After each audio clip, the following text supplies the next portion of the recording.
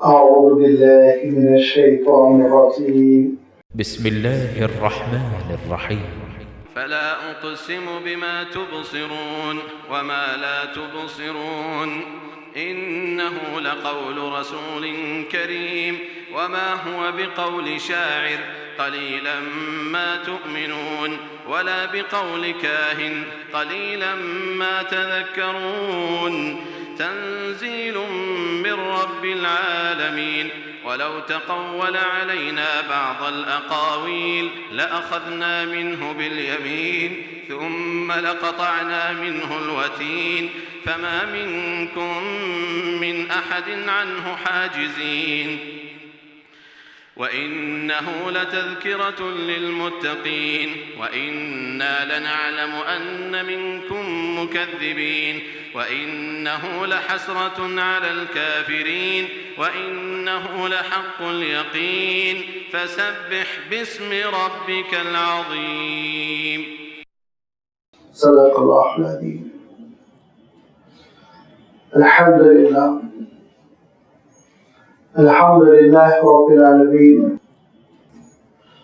والصلاة والسلام على سيد المرسلين وعلى آله وصحبه أجمعين أما بعد. سورۃ الحاقہ کا یہ دوسرا اور آخری رکوع ہے جس کے بھی آپ کے سامنے تلاوت کی گئی. جملہ 14 آیتوں پر مشتمل اس رکوع کا آغاز ہوتا ہے آیت نمبر 38 سے اور اختتام ہو رہا ہے آیت نمبر 52 پر. ان پوری آیتوں میں اللہ تعالیٰ نے وحی الہی کا یا دوسرے الفاظ میں نزول قرآن مجید کا تذکرہ فرمایا.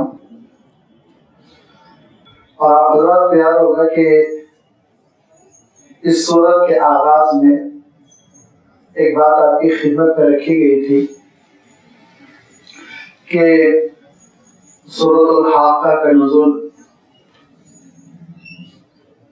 اللہ کے رسول صلی اللہ علیہ وسلم پر مکہ مکرمہ میں ہجرت سے پہلے اس زمانے میں ہوا جبکہ آپ صلی اللہ علیہ وسلم کی مخالفتیں زبانی تھی.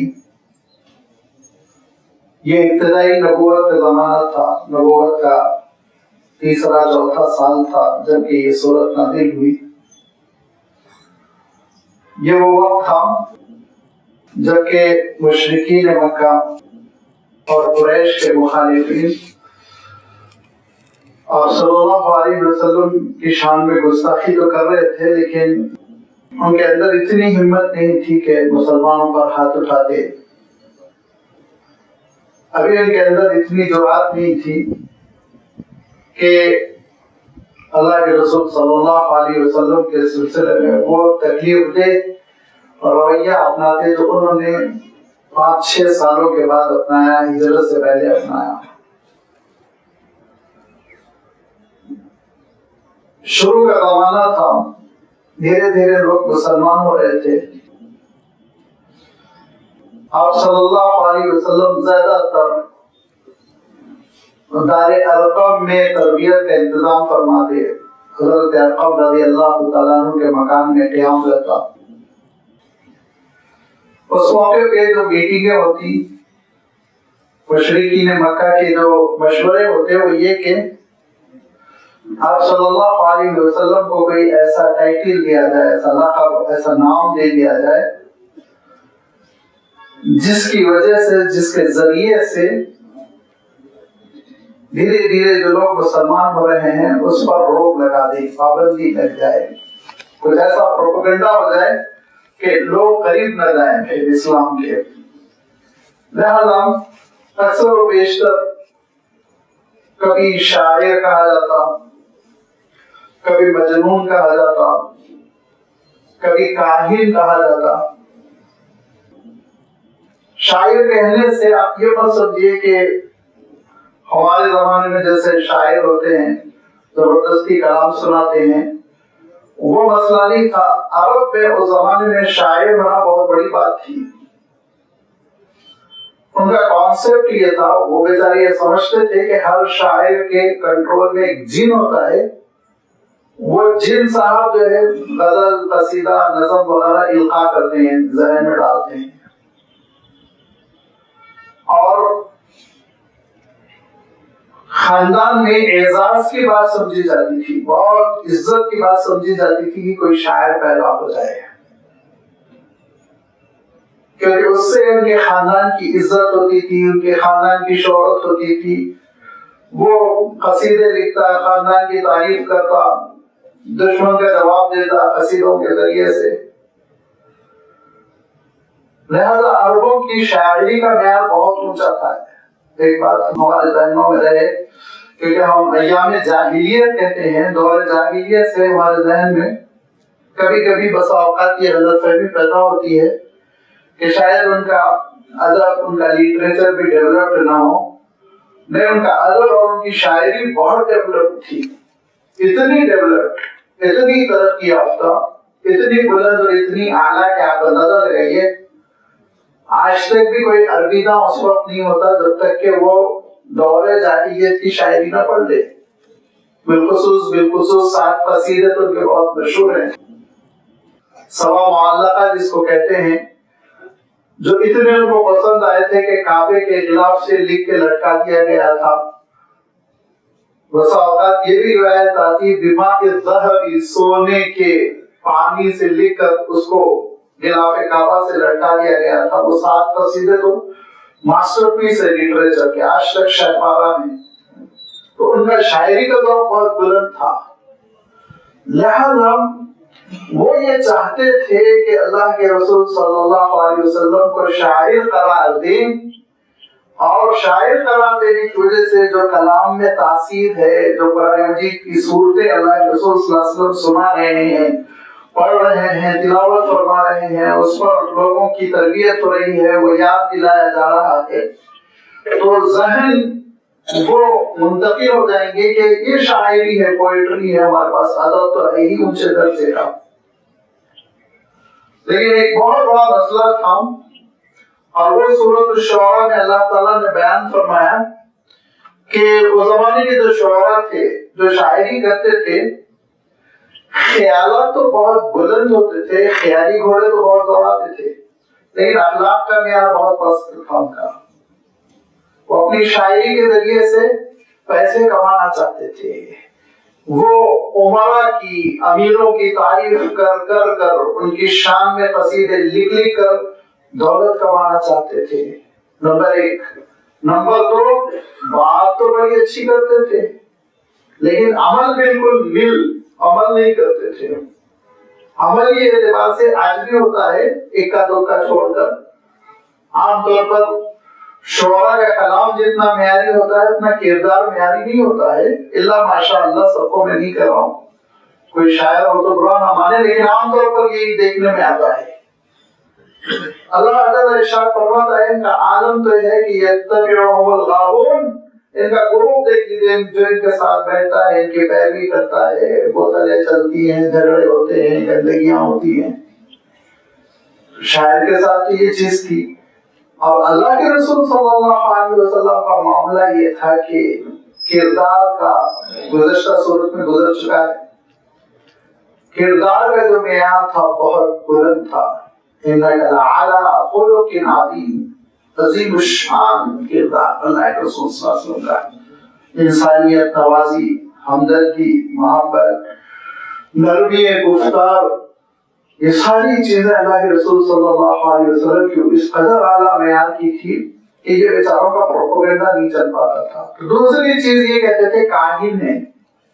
کاہن جو غیب کے حالات بتاتا ہے, مستقبل کے بارے میں پیشن گوئی کرتا ہے, جو فن ہمارے ملک میں ہے, جوتشیوں کا, جوتش گیان جس کو کہتے ہیں, ایک علم قرار دینے کے لیے ایڑی چوٹی کا جو زور لگایا جا رہا ہے, پوری دنیا کے سائنسدان ہنس رہے ہیں کہ یہ بھی تماشا کب سے علم بن گیا, لیکن چل رہا ہے تو خرچہ ہو رہا ہے اس پہ, اس کے ڈپارٹمنٹس کھولے جا رہے ہیں.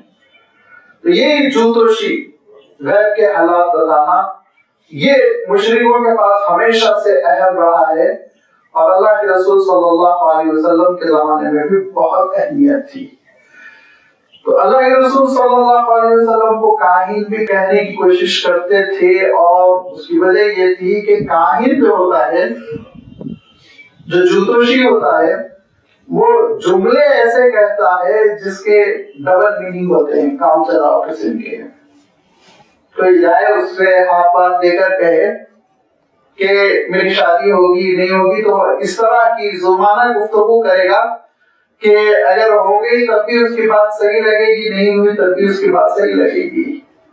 یہ چاپو درستی ہوتی ہے کاہنوں کی، اور وہ ہمارے لیے کاہن تو اس میں بڑے ماہر تھے، لہذا وہ کاہن جن کی اہمیت پجاریوں جیسی تھی، وہ سوسائٹی میں بڑی دھاک ڈال کے رکھے ہوئے تھے کہ تمہارے سلسلے میں کچھ بول دیں گے، کچھ کر دیں گے، بدوا لگ جائے گی، چھوٹ لگ جائے گی۔ ان کی ایک اہمیت تھی، لہذا یہ مشرکین مکہ چاہتے تھے، مکے کے مخالفین چاہتے تھے کہ اللہ کے رسول صلی اللہ علیہ وسلم کو بھی کاہن قرار دیں، تاکہ لوگ جو ہے اللہ کے رسول صلی اللہ علیہ وسلم سے ڈر جائیں، قریب نہ جائیں کہ بھئی ہدایت کے سلسلے میں آگے ہمارے بارے میں کیا کہہ دے پتہ نہیں۔ یہ ساری وہ سازشیں تھی جو کر رہے تھے وہ، اور اس موقع پہ یہ اللہ تعالیٰ کا کلام نازل ہو رہا تھا، اور سورۃ الحاقہ کی آیتیں جب نازل ہوئی تو اللہ تعالیٰ نے اس سورت کا اختتام کرتے ہوئے یہ بات ارشاد فرمائی کہ فلا اقسم بما تبصرون وما لا تبصرون، کہ قسم کھانے کی کوئی ضرورت نہیں ہے اللہ تعالیٰ کو یہاں پر۔ فلا اقسم، نہیں کھاتا ہوں میں قسم، بما تبصرون، ان چیزوں کی جن کو تم دیکھ رہے ہو، وما لا تبصرون، اور نہ ان چیزوں کی جو تم نہیں دیکھ رہے ہو، تمہارے مشاہدے میں نہیں ہے۔ نہ عالم غیب کی قسم کھانے کی ضرورت ہے، نہ عالم شہادہ کی، نہ موجود کی نہ غائب کی۔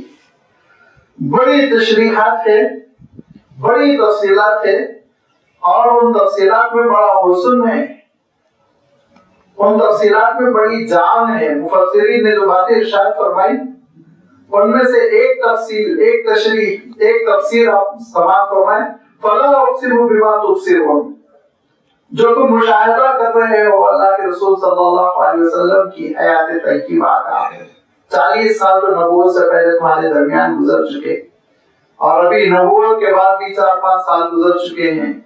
یہ 44-45 سال کی اللہ کے رسول صلی اللہ علیہ وسلم نے زندگی میں انہوں نے کبھی جھوٹ بولا؟ کسی کے ساتھ جھوٹ کا تجربہ ہوا؟ کسی کو دھوکہ دیا؟ کسی کے ساتھ بدیانتی کی؟ کبھی دنیا طلبی کی؟ کبھی کچھ کمانے کی کوشش کی؟ کبھی ایکسپلائٹ کیا لوگوں کو؟ کبھی کسی کے جیب پہ ڈاکہ ڈالنے کی کوشش کی؟ پورا کردار تمہارے سامنے موجود ہے۔ جب کردار موجود ہے تو قسم کھانے کی کیا ضرورت ہے؟ فلا اقسم بما تبصرون، جو تم خود مشاہدہ کر رہے ہو کہ اللہ کے رسول صلی اللہ علیہ وسلم کی قربانی، ایثار، ہمدردی، سچائی، صداقت اور ایفائے عہد کو پورا کرنا۔ جس شخص کا عالم یہ ہو کہ 2 روپے کے سکے کے لیے جو جھوٹ نہیں بولتا وہ اللہ کی جانب جھوٹ کی نسبت کر دے گا، اتنی بڑی غلطی وہ کر دے گا۔ اللہ سوچیے، جھوٹا وہ ہوتا ہے جو ہر چیز میں جھوٹ بولتا رہتا ہے، غلط بیانی سے کام لیتا رہتا ہے، جھوٹ بول کر اپنا کام بناتا رہتا ہے۔ یہاں تو کوئی گزر ہی نہیں جھوٹ کا، تم نے زندگی میں جھوٹ نہیں دیکھا، سچ ہی سچ ہے۔ اور یہی وہ وجہ ہے جب اللہ کے رسول صلی اللہ علیہ وسلم کو حکم ہوا کہ اے نبی آپ دعوت کو کھلا پیش کیجئے، اعلان کر دیجئے اسلام کا۔ تو اللہ کے رسول صلی اللہ علیہ وسلم جب صفا کی پہاڑی پر چڑھ کر لوگوں کو بلا کر یہ کہتے ہیں، اگر میں تم سے یہ کہوں کہ مکے کے پیچھے سے ایک لشکر آ رہا ہے، اس پہاڑ کے پیچھے سے ایک لشکر آ کر تم پر حملہ کرنے والا ہے، تو تم میری تصدیق کرو گے؟ لوگوں نے کہا ہم نے ہر معاملے میں آپ کو سچا پایا، تو لشکر کے حملے جیسی سنگین اطلاع میں ہم کیوں نہیں یقین کریں گے، حرام نہیں یقین کریں گے؟ یہ تو سنجیدہ معاملہ ہے اور ہم تیاری کریں گے لڑنے کی۔ تو اللہ کے رسول صلی اللہ علیہ وسلم نے فرمایا، جیسے پہاڑ کی چوٹی پر کھڑے ہونے کے بعد دوسرے جانب بھی میں دیکھ رہا ہوں ایسا ہی اللہ تعالیٰ نے مجھے نبوت اور رسالت کے ایک بلند مقام پر فائز کیا، اور ایک دوسری دنیا بھی میں دیکھ رہا ہوں۔ اس کی تیاری کرو، آخرت کی تیاری کرو، شرک سے بچو۔ تب بھی تک گئے، تب وہ اچھل گئے۔ تو میں یہ عرض کرنا چاہ رہا ہوں کہ اللہ کے رسول صلی اللہ علیہ وسلم کی پوری زندگی اس بات پر گواہ ہے کہ آپ کی صداقت شعاری، سچائی، آپ کا دلوں کو رکھنے کا معاملہ، آپ کا امانت داری، یہ ساری وہ آپ کی صفات ہیں جو یہ بتلا رہی تھی کہ یہاں جھوٹ، یہاں کسی قسم کی شعر و شاعری اور یہاں کہانت، جوتوشی، یہ ساری چیزوں کا کوئی عمل دخل نہیں۔ اور وَمَا لَا تُبْصِرُونَ، جن چیزوں کو تم نہیں دیکھ رہے ہو اس کے بارے میں مفسرین لکھتے ہیں حضرت جبرائیل امین کا آنا، وحی کا پہنچانا، عالم بالا میں ہلچل کا بچ جانا، لوح محفوظ سے کلام کا لینا، اللہ کا حکم ہونا، یہ چیزیں تمہارے مشاہدے میں نہیں ہے، یہ عالم غیب کی ہے۔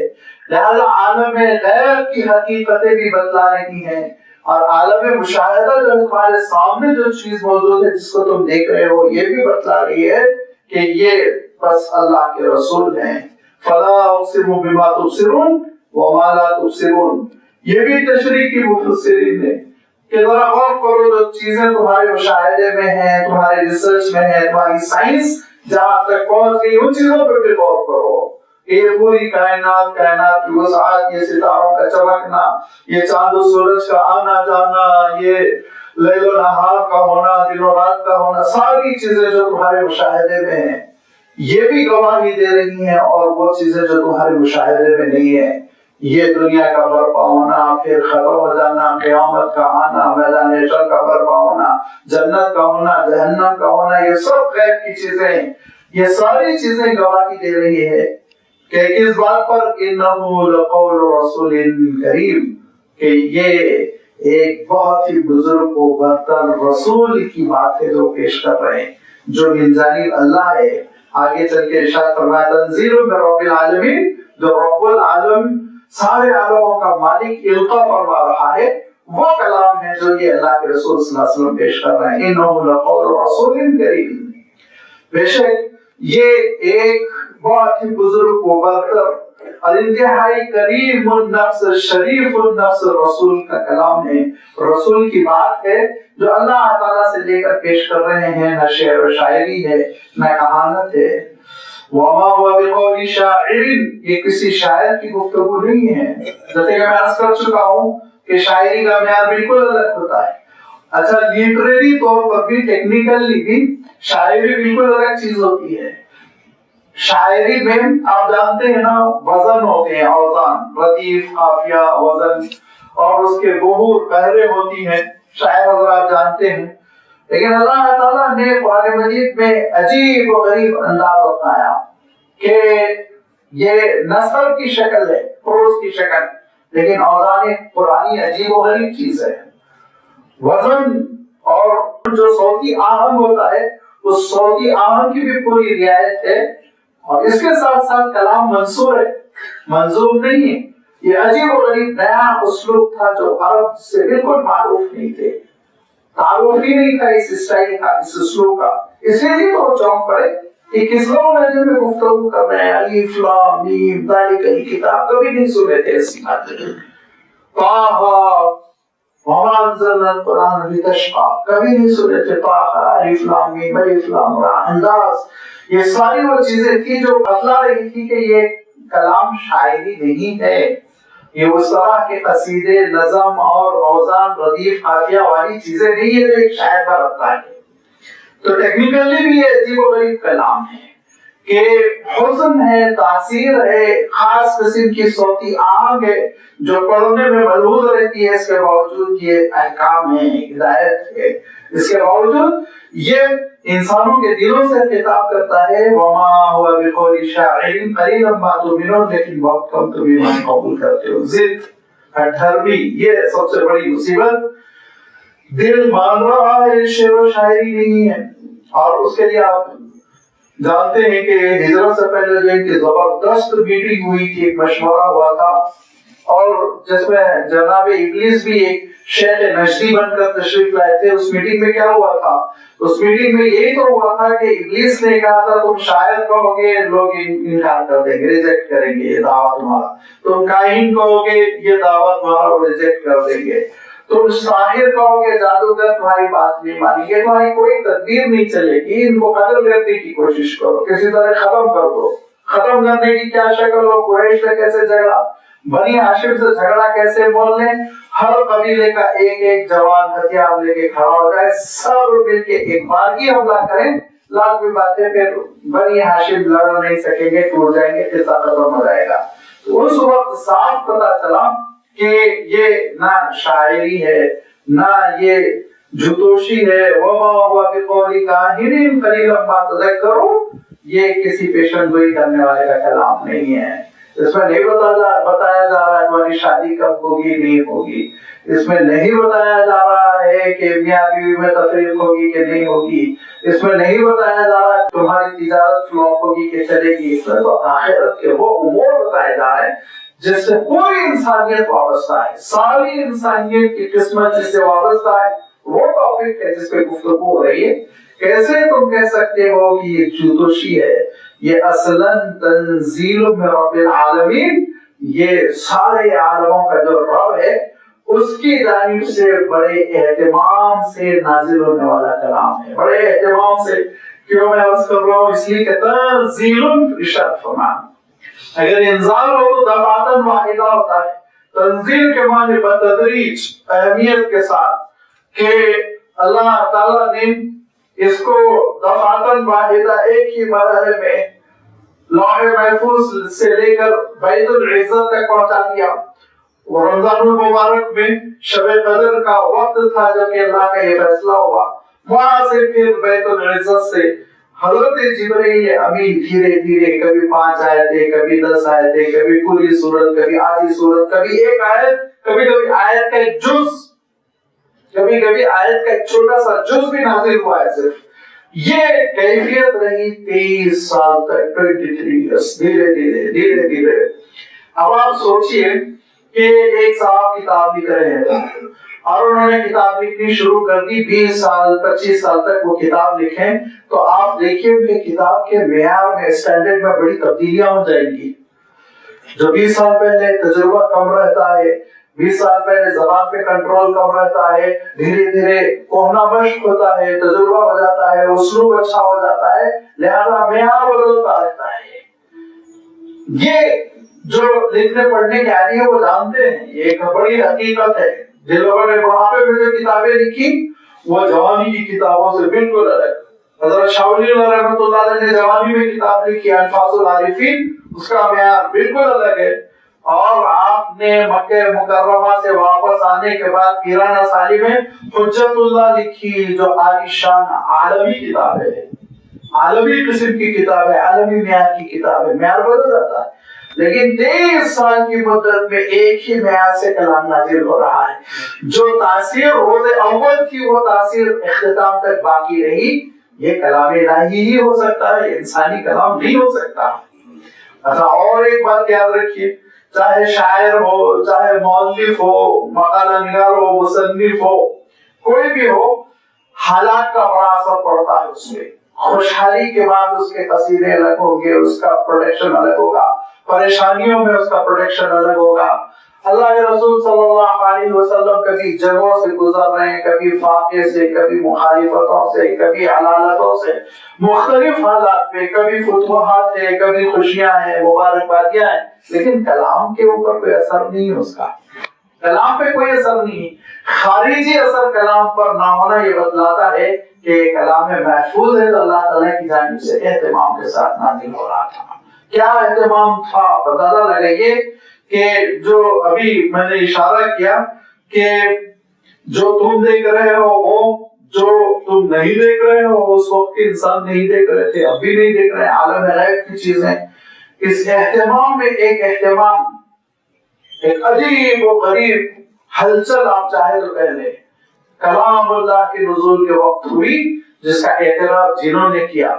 सूरतुल जिन इंशाअल्लाह कुछ ही दिनों बाद आएगी कि वो ये कहते हैं इन्ना लबसना समा फवजदनाहा, ہم نے آسمان میں عجیب و غریب بات دیکھی تھی، مولیت حرس و شعبہ کے دونس حراسہ، نگرانی، سیکیورٹی، بہترین سیکیورٹی کا انتظام ہے.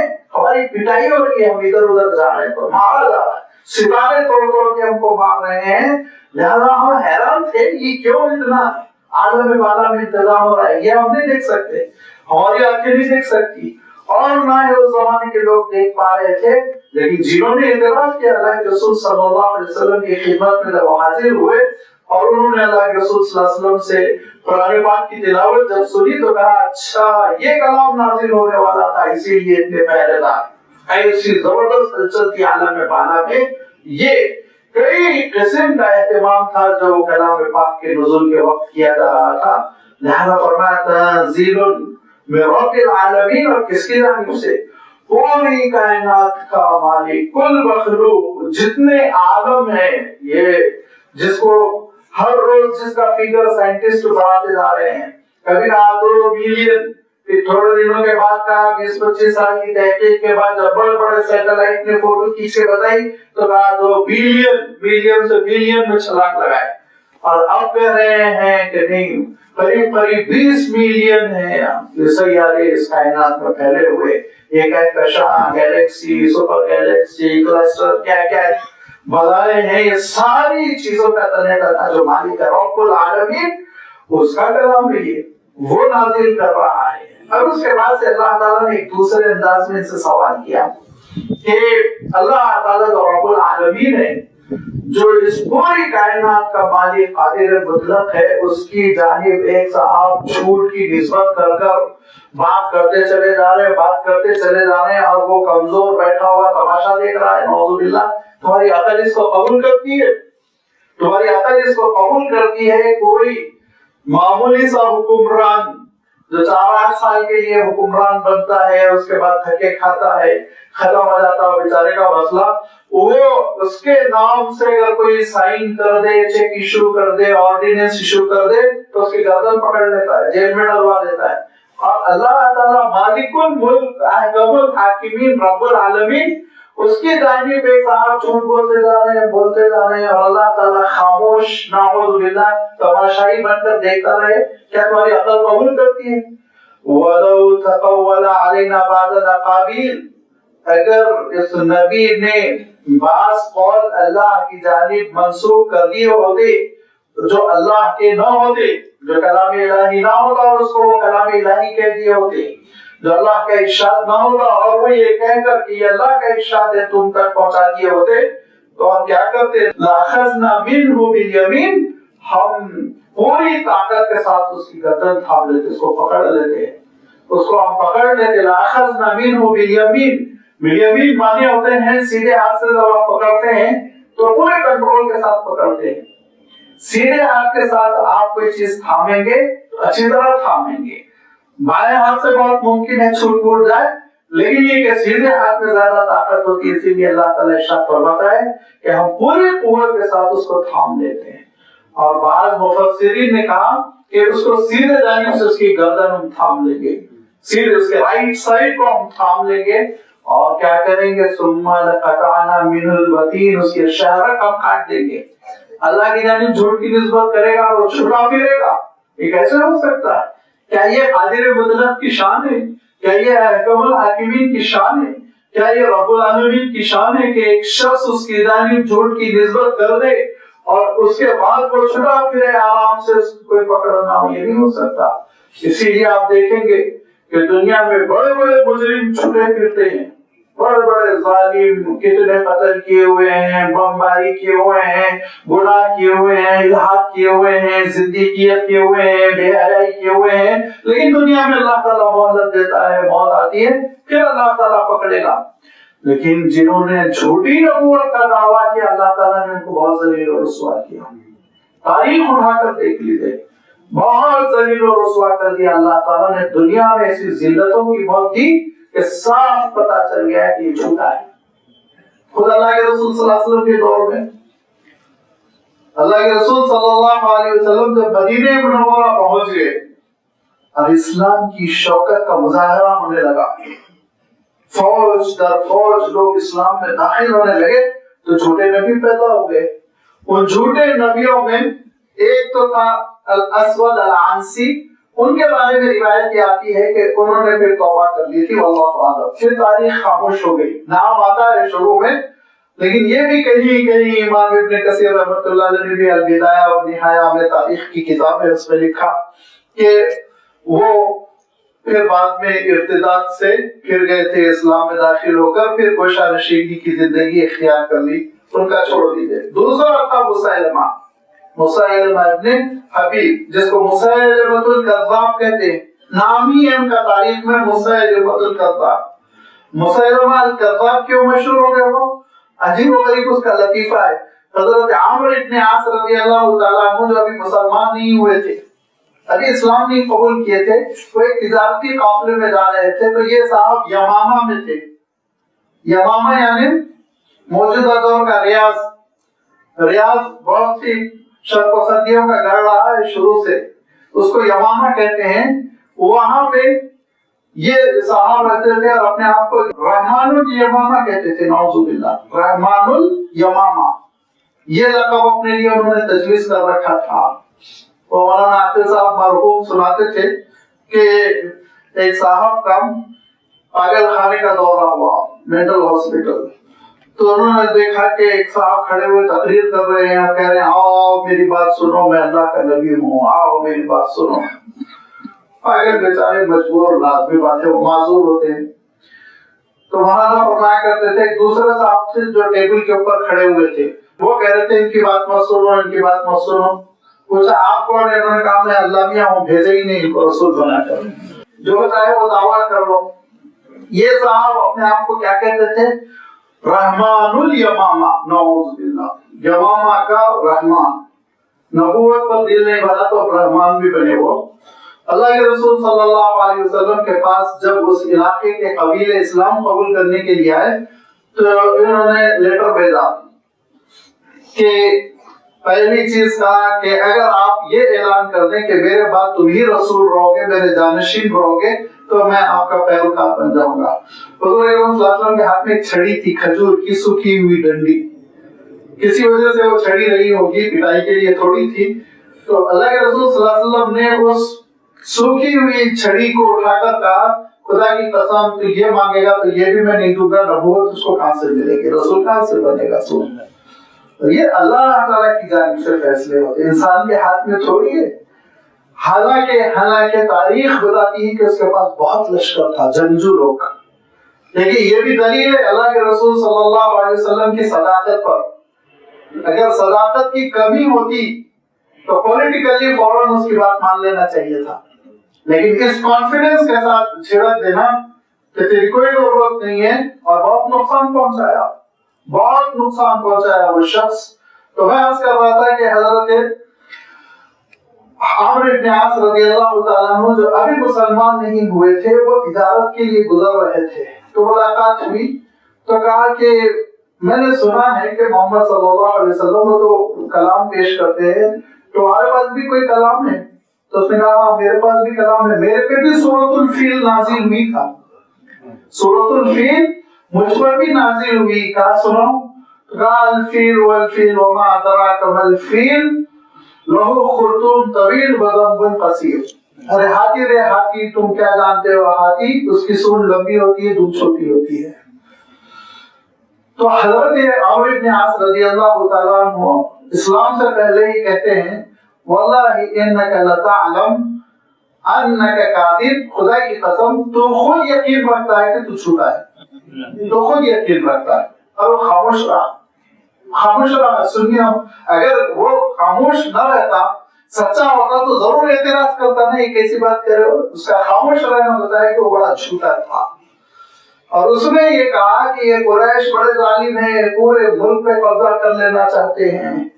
جب اللہ کے رسول صلی اللہ علیہ وسلم کی یہ بات معلوم ہوئی تو اللہ کے رسول صلی اللہ علیہ وسلم نے کہا زمین سے ہم کو کوئی سروکار نہیں، ان الارض للہ یورثها من یشاء والعاقبۃ للمتقین.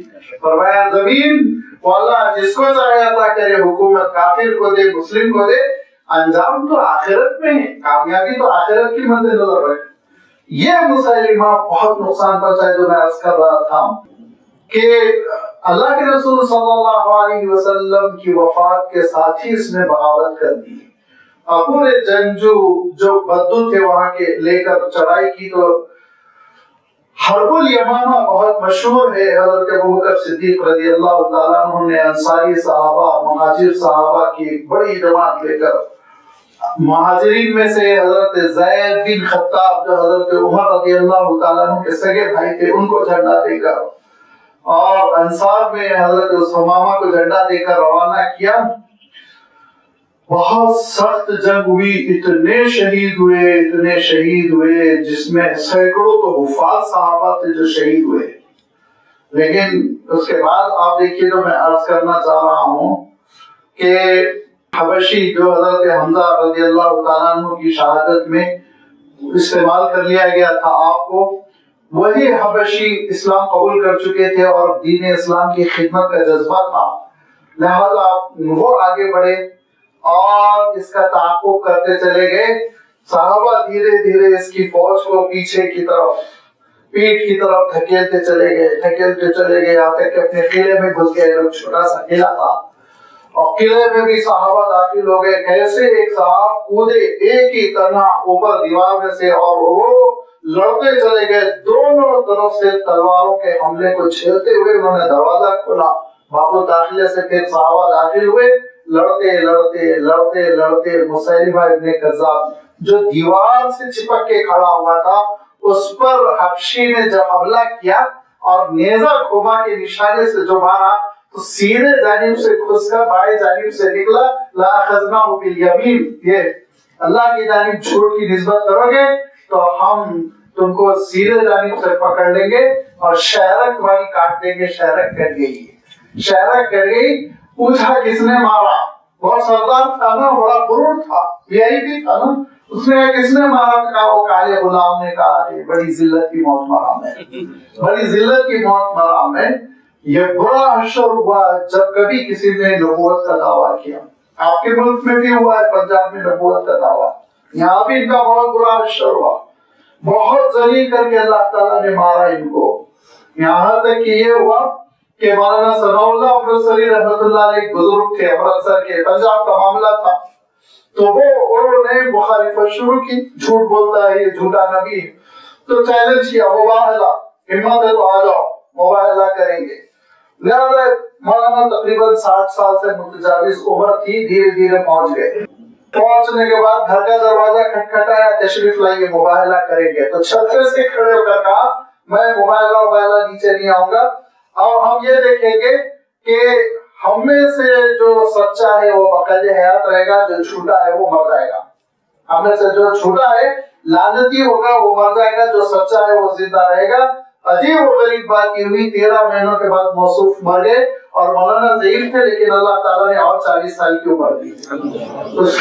اس کے چیلنج کی وجہ سے مولانا کی عمر میں برکت ہو گئی۔ ساری زندگی تحفظ ختم نبوت کے لیے وقف تھی مولانا ثناء اللہ امرتسری رحمۃ اللہ علیہ کی، لہذا یہ ہوا کہ اور موت بھی کیسے آئی۔ آپ حیرت کریں گے ان کے چاہنے والے نے جو سیرت لکھی ہے، ان کے ماننے والے نے، جو ان کے قریبی ساتھی نے جو سیرت لکھی ہے، سیرت المہدی کے نام سے، مہدی موعود مانتے ہیں نا، وہ صاحب مہدی موعود تھے، بڑے لطیف ہے ان کے، ان کو اللہ نے بشارت دیا کہ اب مصلح موعود پیدا ہوں گے، تم کو ایک اللہ تعالیٰ بیٹا دے گا جس کا لقب ہوگا مصلح موعود، وہ مصلح جن کا وعدہ کیا گیا۔ لہذا ایک صاحب پیدا ہوئے، ان کا نام رکھا گیا برکت، اور اس کے بعد ان کے بارے میں انہوں نے پیشن گوئی کہ میرے یہ بیٹے کے ہاتھ پہ میرے دین کی تکمیل ہو جائے گی، پوری دنیا فتح ہو جائے گی، فاتح عالم رہے گا، اسلام کا نعوذ باللہ اس کے اپنے مذہب کا غلبہ ہوگا۔ عجیب اور غریب بات یہ ہے کہ وہ صاحب کم سنی میں ہی مر گئے، ان کے سامنے دیکھتے رہ گئے۔ یہ مصلح موعود مسیح موعود سے پہلے چلے گئے۔ اب اس کے بعد سے ان کی طبیعت خراب ہوئی اور کولرا ہوا، ہیضہ ہوا، اور ان کی سیرت لکھنے والا سیرت مہدی میں آپ جا کے دیکھیے صفحہ نمبر 11 پہ لکھتا ہے کہ حضرت کے منہ سے جو نکل رہا تھا اس سے بڑی بدبو آ رہی تھی۔ اتنی بدبو آ رہی تھی کہ ریلوے اسٹیشن لے جایا گیا تاکہ آبائی مکان منتقل کرے لاش کو، تو ان کی لاش 24 گھنٹے اسٹیشن پہ پڑی رہی. اسٹیشن ماسٹر اجازت نہیں دیا یہ سڑی ہوئی لاش آپ نہیں لے جا سکتے. پھر چونکہ انگریزوں کے یہ وفادار تھے، اوپر سے انگریزوں سے آرڈر لے کر آئے اور انگریزوں نے ان کو پھر اجازت دی کہ جاؤ ٹھیک ہے شفٹ کرو لاش کو. تو اللہ تعالیٰ یاد رکھیے جو اللہ کی تعلیم چھوڑ کی نسبت کرتا ہے اس کو دنیا میں ذلیل کر کر چھوڑتا ہے، دنیا میں ذلیل کر دیتا ہے. بڑے بڑے مجرم دنیا میں ان کا فیصلہ نہیں ہوگا، لیکن چھوٹے نبوت کا فیصلہ اللہ تعالیٰ دنیا میں کرے گا، بتائے گا یہ کتنے ذلیل ہے، یہ کتنے رسوا ہے، کتنے گئے گزرے ہیں، زندگی بھر منہ سے جھوٹ بکتے رہے لہذا منہ سے غلاظت ہی نکلے گی ان کی.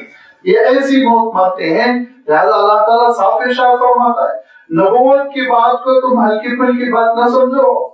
وَلَوْ تَقَوَّلَ عَلَيْنَا بَعْضَ الْأَقَاوِيلِ چند جملے ہماری جانب اگر یہ منسوخ کر دیں، ہم نے جو نہیں کہا اس کو یہ کہے کہ اللہ رب العالمین نے اللہ کا ارشاد ہے، اللہ تعالیٰ کا فرمان ہے لَأَخَذْنَا مِنْهُ بِالْيَمِينِ پوری طاقت کے ساتھ ہم اس کو تھام لیں گے، پکڑ لیں گے، جا نہیں پائے گا.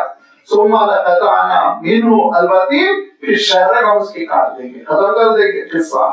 فما منكم من احد عنه عاجزين پھر تم میں سے کوئی بھی شخص اس کو بچا نہیں سکے گا جب ہمارا فیصلہ نافذ ہوگا. اور نہیں بچا سکے یمامہ کے پورے کے پورے فوجی اور لشکر جرات، اور نہیں بچا سکی انگریزی حکومت جو پوری طرح بیکنگ پہ لگی ہوئی تھی اور اس مذہب کے نشر و اشاعت کے لیے اس وقت سے آج تک 100 سال ہو گئے دولت خرچ کرتی چلی جا رہی. موصوف نے کہا تھا کہ میری نسل میں تو لوگ میرا دین قبول نہیں کریں گے، آنے والی نسل میں پورے لوگ دین قبول کریں گے اور تیسری نسل میں میرے دین کا غلبہ ہو جائے گا. جب لوگوں نے 70s میں کہا کہ تھرڈ جنریشن ختم ہو رہی ہے، تھرڈ جنریشن تو ختم ہو رہی ہے، تو کیا آپ کی تو پیشن گوئی جہاں کی وہاں رہے گی؟ تو اب ان کے چاہنے والوں نے کہا نہیں اس سے مراد صدی ہے، صدی جنریشن ہے، صدی ہے. جب میں یہ کہوں تیسری نسل میں غلبہ ہو جائے گا تو صدی کیسے مراد ہو سکتی، 100 سال کیسے مراد ہو سکتی؟ سوچ جاؤ. یہ لطیفے ہیں جب انسان بھٹکتا ہے، ضد پر آتا ہے، گمراہی کا خوگر ہو جاتا ہے اور بددیانتی اس کی طبیعت میں داخل ہو جاتی ہے، اچھی حقیقتوں کا انکار کر دیتا ہے، بڑی حقیقتوں کا انکار کر دیتا ہے. اور اگر یہ نصیحت نہ ہوتی تو ابو جہل کیوں کفر پہ مرتا، فرعون کیوں کفر پہ مرتا؟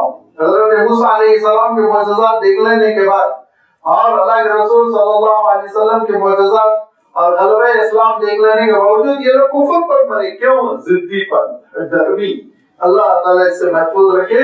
فرمایا دیکھو وَإِنَّهُ لَتَذْكِرَةٌ لِّلْمُتَّقِينَ یہ کلام وہ کلام ہے جو نصیحت کا سامان ہے ان کے لیے جو گناہوں سے بچنا چاہتے ہیں. تذکرۃ للمتقین اہل تقوی کے لیے. پھر میں وہی عرض کرتا ہوں اللہ تعالیٰ نے ہمیشہ ہر جگہ جو بات ارشاد فرمائی وہ یہ کہ تقوی خالی مسلمانوں کے رجسٹر میں تمہارا نام ہونے سے کام نہیں چلے گا، تمہارے اندر جذبہ تقوی ہونا چاہیے. اور جذبہ تقوی کس کو کہتے ہیں؟ اللہ کے غضب سے بچنے کا احساس. یہ تقوی کے معنی ہوتے بچنا، اور جب بچنا ہے تو کس سے بچنا ہے؟ مولا کی ناراضگی سے، اللہ کے غضب سے، اس کی پھٹکار سے، اس کی سزاؤں سے، اس کے عذاب سے، اس کی سرزنش سے. آپ کیسے بچ سکیں گے؟ اتنا پریکٹیکل بہت ہی آسان نسخہ دے دیا گیا کہ حرام جو ہے حرام سے بچو، حرام بولنے سے بچو، حرام دیکھنے سے بچو، حرام کھانے سے بچو، حرام پینے سے بچو. جن کو شریعت اسلامی نے حرام ڈکلیئر کر دیا اس سے بچتے چلے جاؤ. تمہیں تقوی کوئی خاص ڈریسنگ کا نام تقوی نہیں ہے، تقوی کا کوئی یونیفارم نہیں ہے ڈریس اس طرح کا کپڑا پہنا جائے. تقوی کا کوئی مقام نہیں ہے وہاں پہ رہو گے تو متقی رہو گے، مسجد میں رہو گے تو متقی، گھر میں رہو گے تو بدکار. ہرگز نہیں. تم دکان پر بھی متقی رہو گے، گھر پر بھی متقی رہو گے، روڈ پر متقی رہو گے، مزدوری کرتے ہوئے متقی رہو گے، حکومت کرتے ہوئے متقی رہو گے. بس شرط یہ ہے کہ اللہ کی نافرمانی سے بچو. ایک ہی چیز یوسف علیہ السلام کو یاد کرو، محل میں ہے، نوجوان حسین، ساری نعمتیں قدموں پہ ڈالی جا رہی ہے، لیکن گناہ کے سلسلے میں کہا کہ معاذ اللہ نہیں ہو سکتا. ان ربی احسن مثوایا، پروردگار مجھے دیکھ رہا ہے اور میں اس کے دین کو پارا پارا کر دوں، یہ مجھ سے نہیں ہو سکتا، یہ نہیں کروں گا۔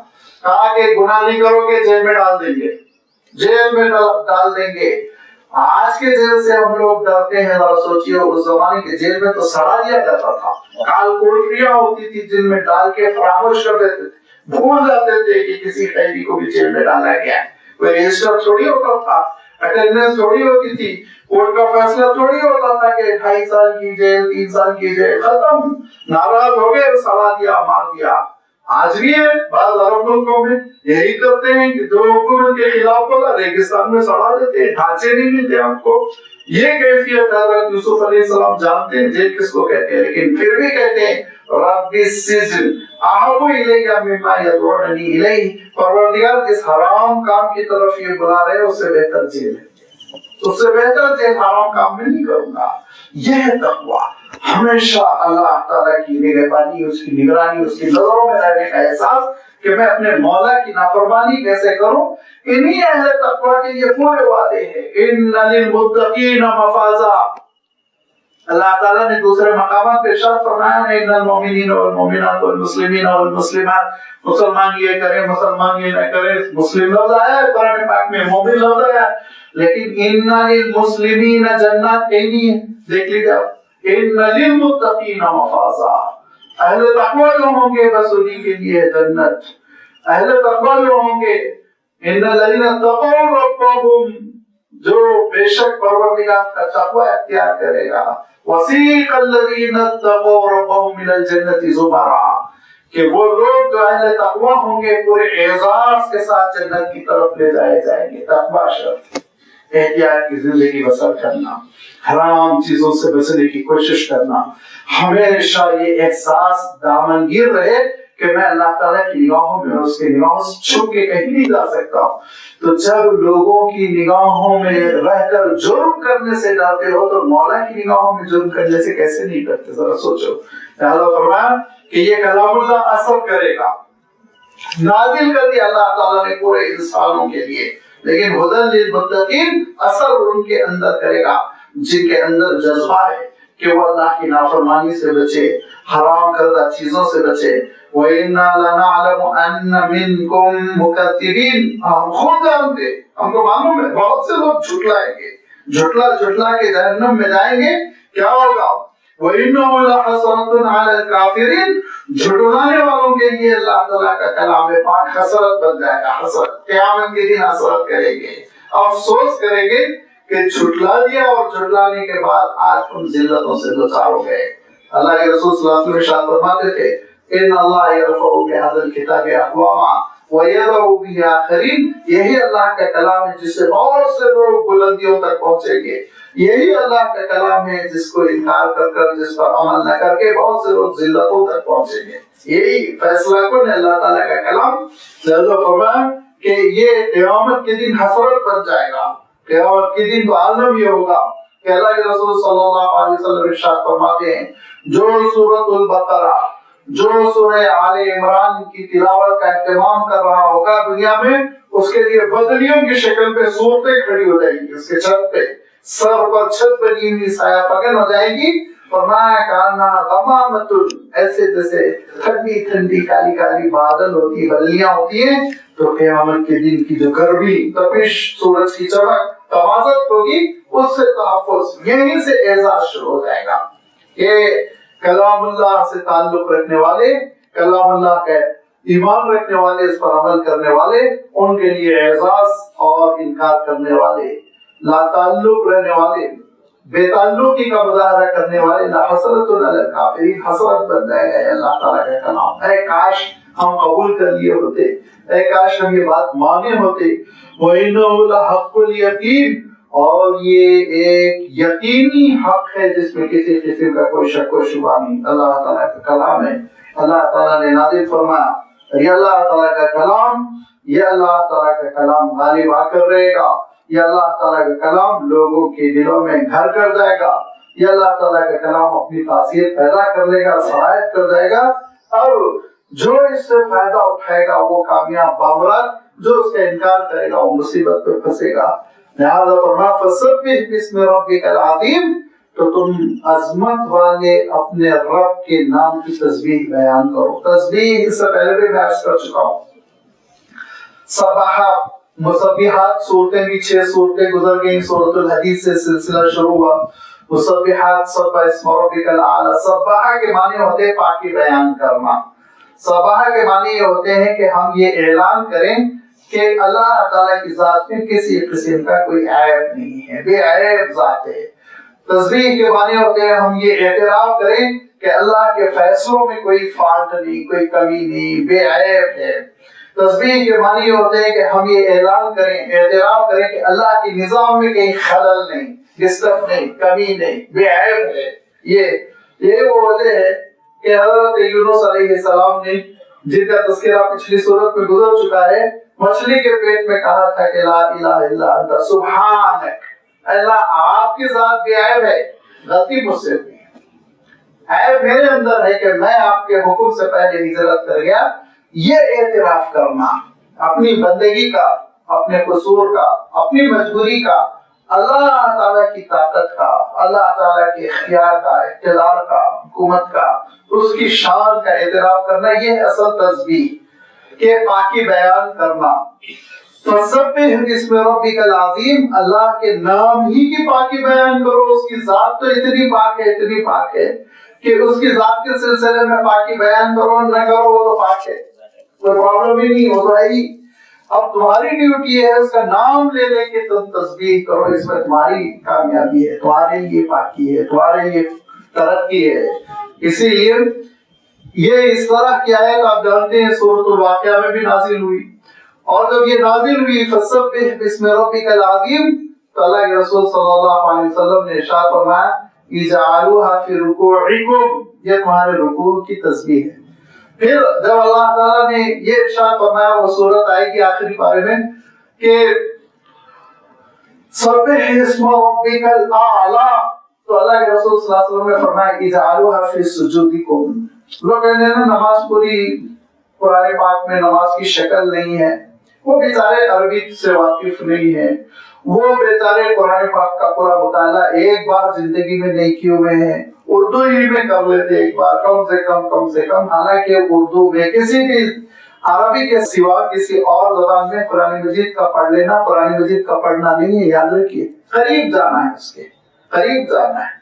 اللہ تعالیٰ کا کلام تو عربی میں ہے، اللہ تعالیٰ کا کلام عربی میں ہے. اسی لیے میں کہتا ہوں کہ آپ دیکھیں گے جتنی گمراہیاں عقیدے کی عجمیوں میں آتی ہے، وہ عقیدے کی گمراہیاں عربوں میں نہیں آتی، عمل میں آتی ہے. عمل میں آتی، بے حیائی کریں گے، پیسے زیادہ خرچ کریں گے، یہ کریں گے، وہ کریں گے. لیکن جو انکار حدیث پیدا ہو رہا ہے، اس مذہب کی طرف جھک رہے، گمراہی کی طرف جھک رہے، یہ عجمیوں میں ہے، یہ ایرانیوں میں ہے، انڈینس میں ہے، یہ بر صغیر میں ہے. یہ کیوں؟ اس لیے کہ اللہ تعالیٰ کے کلام پاک نہیں سمجھے ہوئے راست. نماز پوری نہیں ہے، اتنا جھوٹا دعویٰ ہے، اتنا جھوٹا دعویٰ ہے. نماز کے ارکان تو نماز کے ارکان ہیں، نماز کے اذکار قرآن مجید میں ہیں، نماز کے اذکار ہے قرآن مجید میں. آپ کو قیام میں تلاوت کرنا ہے، اس کا اللہ تعالیٰ نے حکم دیا. آپ کو رکوع میں سبح اسم ربک الاعلی سے، سبح ربک العظیم سے رکوع میں کیا پڑھنا ہے، سجود میں کیا پڑھنا ہے، تسبیحات اللہ تعالیٰ نے دی ہے. ہر چیز اللہ تعالیٰ نے عنایت فرمائی. مسئلہ ایک تو نمبر 1 عقل سلیم، نمبر 2 علم. اب دونوں سے جو پیدل ہے تو سائیکل کا نہ 1 پہیا نہ 2 پہیا، گاڑی کہاں سے چلے گی؟ گاڑی کہاں سے؟ دیکھو موبائلیاں ہیں. کم سے کم اتنا نہیں ہے تو علماء حق کے پاس بیٹھو، اہل اللہ کے پاس بیٹھو، اہل اللہ کے پاس جاؤ، عربی دان حضرات کے پاس جاؤ، کلام اللہ سمجھنے کی کوشش کرو. ایک ڈنڈی مار رہا ہے اس کو چھوڑ دو، دوسرے کے پاس جاؤ. کرتے نہیں کرتے؟ ڈاکٹر صاحب ایک کے پاس گئے، فیس بھی دے دی 500 روپے، بعد میں پتا چلا کہ صحیح دوا نہیں دے رہے ہیں، ان کو چھوڑ کر دوسرے کے پاس جاتے ہیں، 700 روپے فیس. اچھا، اور تماشا یہ کہ پہلے ڈاکٹر صاحب نے 10,000 کے معائنے کروائے تھے، ٹیسٹ رپورٹیں نکلوائی تھی. دوسرے ڈاکٹر صاحب پوری رپورٹیں ایسے ہٹا دیتے، پھر لکھتے ہیں، وہ پھر کراتے ہیں 10,000 کی. کیوں؟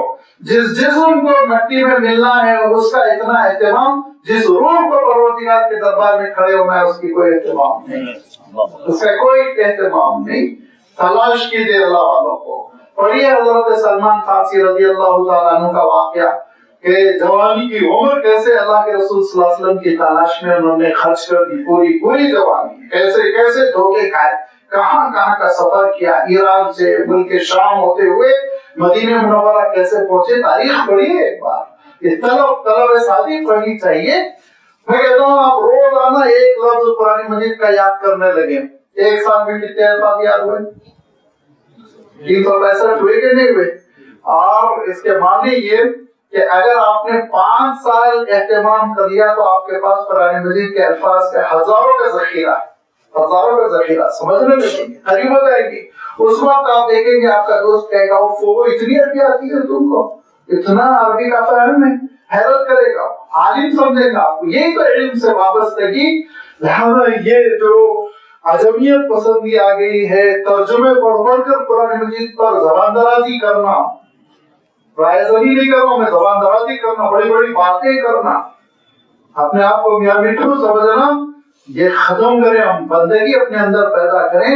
اللہ تعالیٰ نے جو چیزیں ہم کو عنایت فرمائی وہ چیزیں ہم کلام اللہ سے راست لیں، اس کے بعد دیکھیں اپنی زندگی میں کیسے اثر ہوتا ہے۔ فسبح باسم ربک العظیم، وہ عظمت والے رب کے اسم کی تسبیح کرو، اس کے نام کی بھی پاکی بیان کرو، اس کے نام میں برکت، اللہ اللہ کہنے سے برکت ہے۔ لہذا یہ سبحان اللہ کہنا اتنی بڑی بات ہے کہ آپ اس کے اجر کا اندازہ نہیں کر سکتے۔ اللہ کے رسول صلی اللہ علیہ وسلم فرمایا کرتے تھے کہ 2 جملے ہیں چھوٹے بڑے فرمایا، کلمتان خفیفتان علی اللسان، بہت آسانی سے آپ اس کا تلفظ کر سکتے ہیں، نو پرابلم، یاد کرنے میں بھی انشاءاللہ دقت نہیں ہوگی اور اعادہ کرنے تکرار کرنے میں بھی انشاءاللہ کوئی پریشانی نہیں ہوگی۔ فرمایا زبان پہ تو ہلکے پھلکے ہیں، لیکن فرمایا ثقیلتان علی المیزان، قیامت کے دن پتہ چلے گا میزانی عمل میں کتنے وزنی ہو، کیا اہمیت ہے ان کی۔ اور فرمایا اس کو تو چھوڑ دو، اپنے محبوب کے بارے میں سوچو، حبیبتانی الی الرحمن، رحمان کو بہت پسند ہے، وہ رحمان کو بہت پسند ہے۔ وہ 2 جملے کیا ہے؟ سبحان اللہ بحمدہ و سبحان اللہ العظیم۔ کس کو یاد نہیں ہوگا؟ گاڑی چلاتے ہوئے، بات چیت کرتے ہوئے، پکوان کرتے ہوئے، کپڑے سیتے ہوئے، کبھی بھی کسی بھی وقت وضو کی بھی شرط نہیں ہے، قبلہ رخ ہونے کی شرط نہیں ہے، جائے نماز پہ بیٹھنے کی شرط نہیں، جو بھی آپ دنیاوی کام میں مشغول، ہاتھ مشغول، پیر مشغول، اور سبحان اللہ بحمدہ سبحان اللہ العظیم آپ کہہ لیں، کتنا مقام بلند ہو رہا ہے۔ اللہ کے رسول صلی اللہ علیہ وسلم ارشاد فرماتے ہیں سبحان اللہ ایک مرتبہ کہنے سے جنت میں ایک کھجور کا درخت تمہارے نام سے لگ جاتا ہے۔ اشتہار آتا ہے نا، پلاٹ خریدیے، اس میں ہم ساگوان کے 5 درخت لگائیں گے، اور 10 سال کے بعد معلوم ہوتا ہے کہ وہ پلاٹ بھی نہیں ہے، درخت بھی نہیں ہے، لیکن اللہ کے رسول صلی اللہ علیہ وسلم کیا کہہ رہے ہیں۔ اور مجھے سب سے زیادہ اس حدیث پہ حیرت ہوتی ہے، بلکہ اس حدیث پہ میں لرز جاتا ہوں، میرے اندر ایک عجیب و غریب تلاطم برپا ہو جاتا ہے کہ اللہ کے رسول صلی اللہ علیہ وسلم ارشاد فرماتے جب میں معراج پر گیا اور حضرت ابراہیم سے میری ملاقات ہوئی تو حضرت ابراہیم نے کہا اقرأ امتک السلام، اے محمد آپ اپنی امت سے میرا سلام کہیے۔ حضرت ابراہیم علیہ السلام کہہ رہے ہیں جن کے چپل کی دھول کے برابر ہم لوگ نہیں ہیں، وہ اللہ کے رسول صلی اللہ علیہ وسلم کے صدقے میں ہم کو سلام کہہ رہے ہیں۔ کیا کہا؟ اقرأ امتک السلام، آپ کی امت کو میرا سلام پہنچائیے، اور یہ کہیے پیغام بھی دیکھیے، اور یہ کہیے کہ ان الجنت طیبۃ التربہ، جنت بہت زرخیز ہے، بتا دیجیے ان سے جنت بہت زرخیز زمین ہے، بہت زرخیز زمین ہے، وہ تو اس کی زمین خود مشک سے بنی ہوئی ہے، تو اس کی زرخیزی کا کیا کہنا۔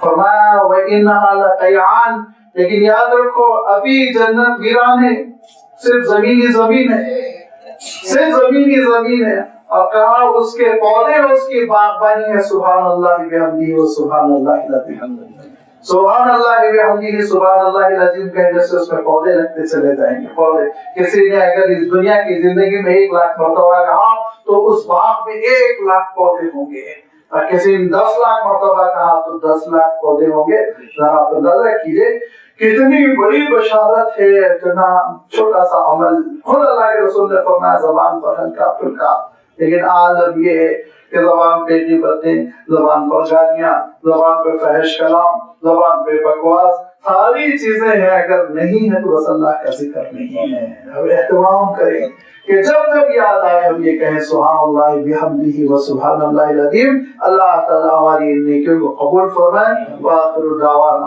ان الحمد للہ رب العالمین۔